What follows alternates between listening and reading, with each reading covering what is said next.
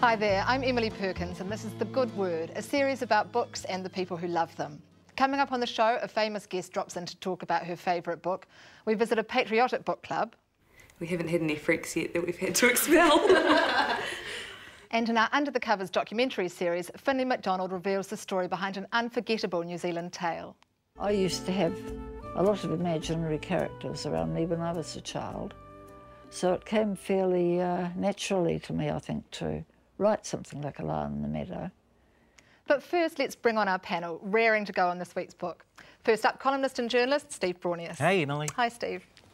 And author of that New Zealand classic, The Passionless People, Gordon McLaughlin. Hi. Hi, Gordon. And next to Gordon, author of Off the Radar to Radar. That'll be a New Zealand classic too one day. I'm hoping so.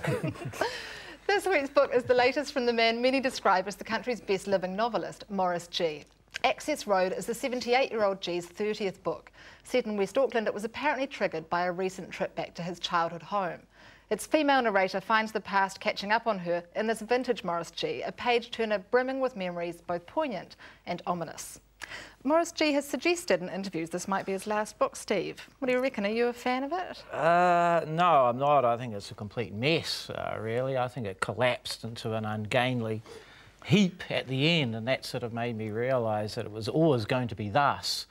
I mean, it's not without its virtues. I mean, he certainly can craft a story, and the character of Rowan is a terrific achievement. And I'd just like to say, actually, it's one of his sort of outstanding career achievements is the characters of women. I always thought Meg was the great book in the Plum trilogy. It's a wonderful and convincing narrative voice, I think. But what about this ending, Gordon, in the way that all these elements are set up in the plot that need to pay off? I think it's beautifully paced. I think the voice is consistent. I liked it a lot. I like the way it's made. It's typical Gee to me. You forget Maurice early in the book and you become completely in Rowan's hands. And even to the little asides and brackets, the little bits, which I think are brilliantly done.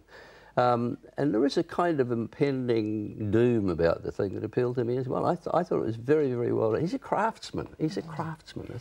And I don't believe it's his last novel either. Really? And I've got a feeling that he said that after the one before, either the one before this or when this was finished, and it went, because I remember him clearly explaining that the problem was his short-term memory was going. Well, I search and find should fix that. Okay. Well, there's no problem with long-term memory here. I mean, this is it's very much a book about memory and about the sort of spookiness of Yes, it was very much about memory. And you felt as if you were listening to the memories of a very convincing 78-year-old woman in a retirement home going, oh, God, how much longer is she going to prattle on? It wasn't so much a sort of a whodunit as a whodunwhat. And by the time we got to what it was that was done, I didn't really care anymore.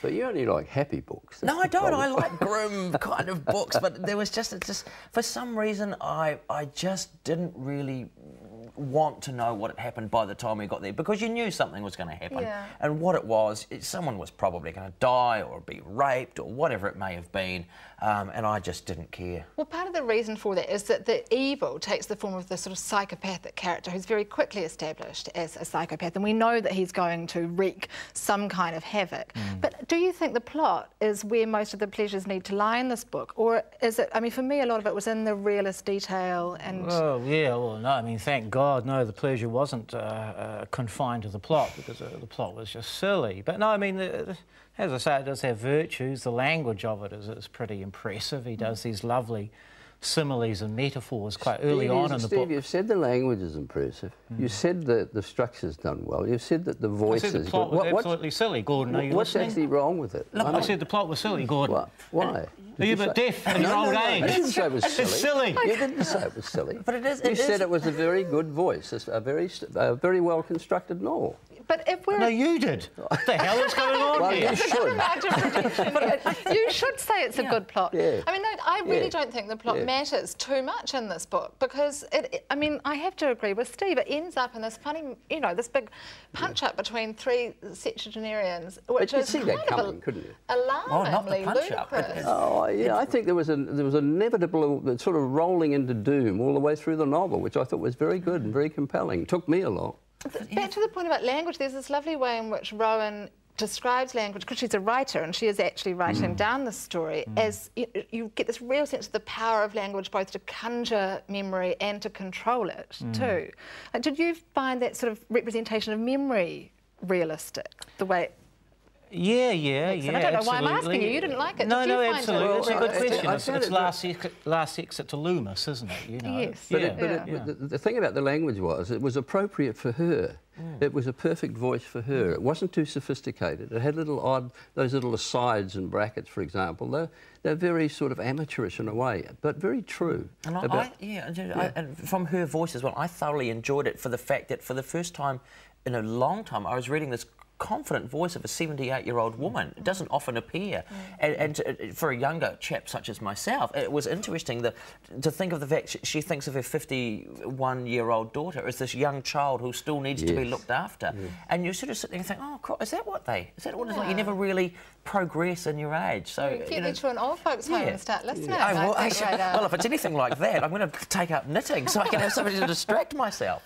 But also this point of her writing, there's a weird moment in the middle where she reprints one of her earliest stories, doesn't she? What did you make of that?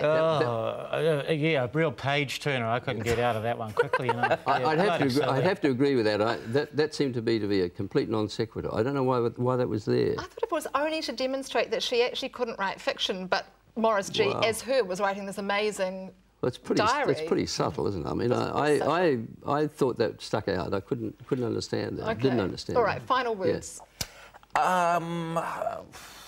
Yeah, that's how I felt when I was reading it. Okay, how about you, Steve? Well, he's kind of like our great poet of shame, and this is not a very good poem. Okay.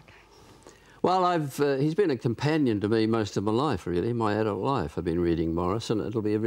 I refuse to believe it's his last one because I'd like to get another one out of him. I enjoyed it. I thought it was beautifully done, well crafted, and I enjoyed it enormously.